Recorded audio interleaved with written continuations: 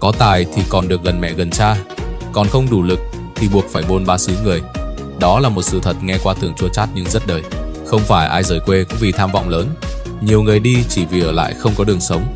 Xa nhà là chấp nhận thiếu thốn tình thân, chấp nhận tự lo từng bữa ăn, tự gánh từng sai lầm mà không còn chỗ dựa. Những ngày mệt mỏi nhất không phải lúc tay trắng, mà là lúc nhớ nhà nhưng không dám quay về.